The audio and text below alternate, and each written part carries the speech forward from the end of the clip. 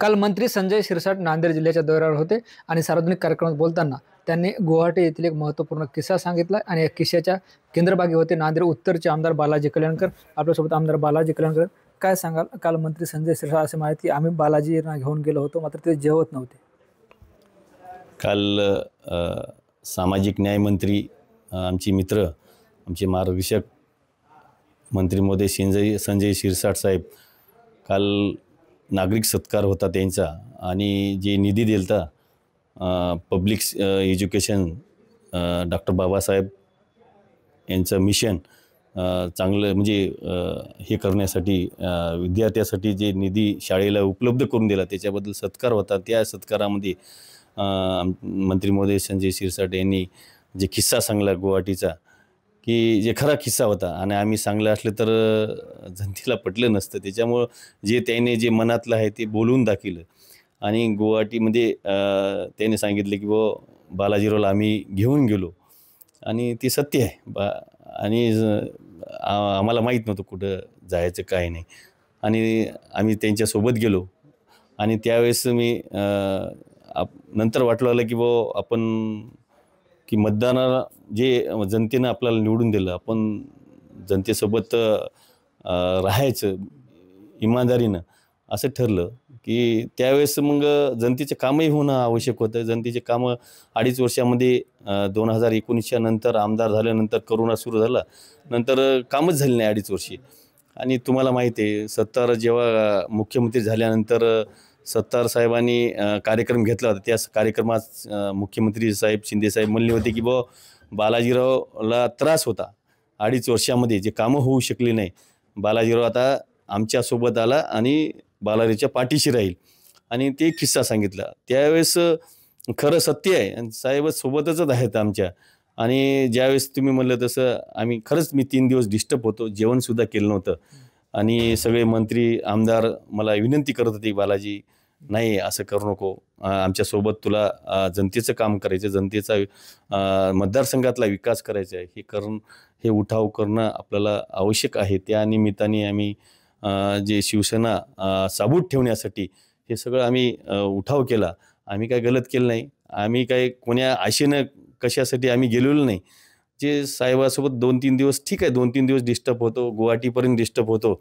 ज्यावेळेस साहेब मला सांगितले की आमच्या घरच्याला बोलले, त्यावेळेस साहेब म्हणले बालाजीच्या पाठीमागं राहील लास्टपर्यंत आणि 100% मी जोपर्यंत मी आहे तोपर्यंत बालाजीच्या सोबत राहील, हे साहेबांनी शब्द दिलेला आहे. ठीक आहे, साहेब 100% न्याय देतील केव्हा ना केव्हा.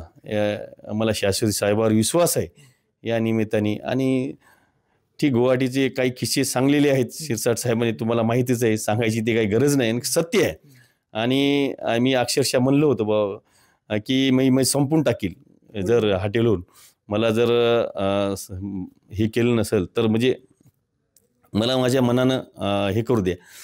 ठीक आहे, ते विषय झाला. आता साहेबांनी साथ दिली, जनते नादाने उत्तर मतदारसंघातला विकास झाला. आज याच्यापेक्षा काय पाहिजे? आज दुसरे दिवस आमदार झालो तर महाराष्ट्र राज्याचे उपमुख्यमंत्री एकनाथभाई शिंदे साहेबांमुळेच आमदार झालेलं आहे आणि येणारा काळ सुद्धा माझ्या मतदारसंघातला विकास करण्याचा 100% प्रयत्न करेल. ते असेही म्हणले की त्याला लागूनच की तुम्ही म्हणले की मी हॉटेलवरून उडी खाईल, त्यानंतर तुमच्यासोबत 2 माणसं ठेवले होते. ते बरोबर आहे. बालाजी काही करू नये आणि म्हणजे त्याला माहिती आहे की बालाजी सरळ माणूस आहे आणि इमानदार माणूस आहे, त्याच्यामुळं बालाजी काही करू शकते. त्याच्यामुळं ते बरोबर, त्याचं म्हणणं बरोबर आहे आणि कुठं काही करू नये, धोका होऊ नये. कारण त्यांनी जे आमच्यावर विश्वास टाकलेला आहे ते आम्ही त्यांच्यासोबत आहे. त्याच्यामुळं आम्ही केव्हा धोका देणारे शिंदे साहेबाला नाही. ज्यावेळेस आम्ही हॉटेलमध्ये होतो त्यावेळेस साहेबाला वाटलं की बालाजी काही गलत करू नये काही गोष्टी. त्याच्यामुळं त्यांना ज्या 3 महिने 4 महिने होऊन आमचे वडील वारले होते त्यावेळेस आमची आई परिवार सगळे परेशान होते आणि ठीक आहे, साहजिकच आहे, त्याला वाटले की बालाजीला काही अडचण येऊ नये, त्याच्यामुळं ते माणसासोबत होते आमदार.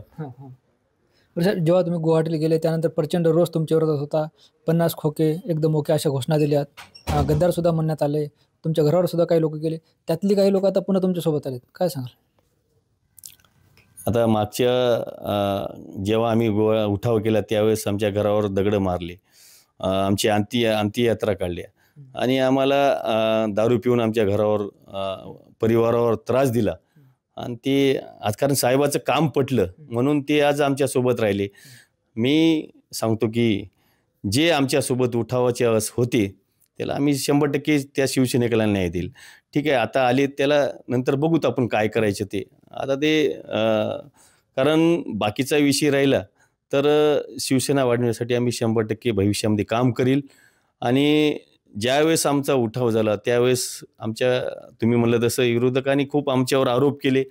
आम्हाला शिवसेनेच्या पाट्या लावू दिल्या नाही, आम्हाला गद्दार म्हणले, 50 खोके म्हणले, खूप आरोप केले. त्यावेळेस आम्ही डगमगलो नाही, कारण आम्ही संजय साहेबासोबत असल्यामुळं आम्हाला डगमगवायचे काही कारण नाही. आम्ही जनतेतले माणसं, आम्ही जनतेचे काम करणारी माणसं, त्याच्यामुळं जनतेवर विश्वास आहे आम्हाला की जनता आमच्या पाठीशी आहे. येणाऱ्या काळात सुधारायत भविष्यामध्ये. आणि जे विरोध म्हणजे जे आरोप करणारे ते आमच्यासोबत आहेत. फोटो काढायला तुम्ही बघायला नाही किती म्हणजे याच्या संघ त्याच्या संघ.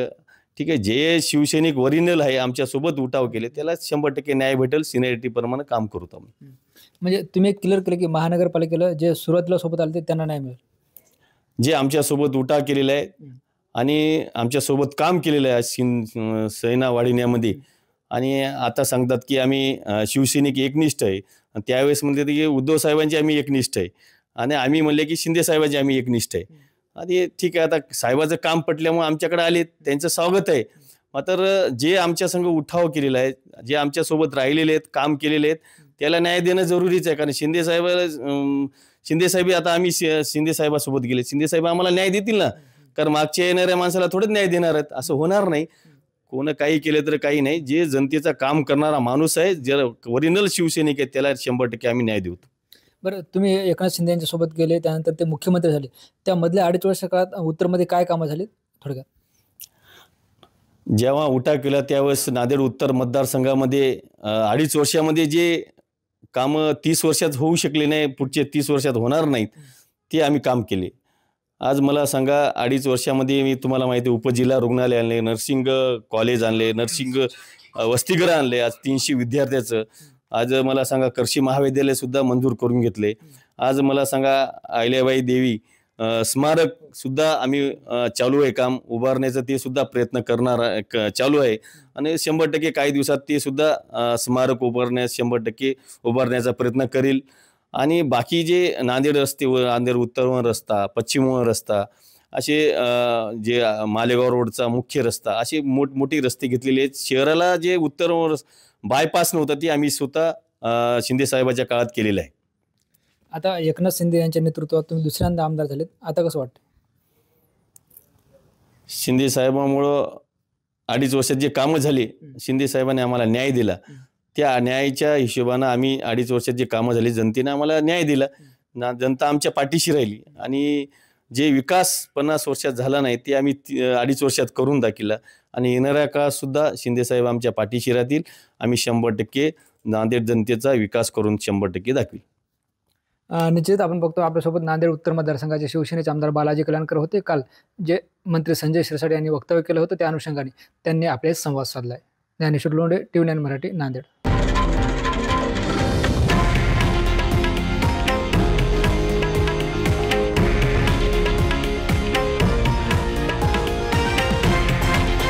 हे आहे देशातील नंबर 1 न्यूज नेटवर्क आणि आपण पाहत आहात TV9 मराठी, एकमेव.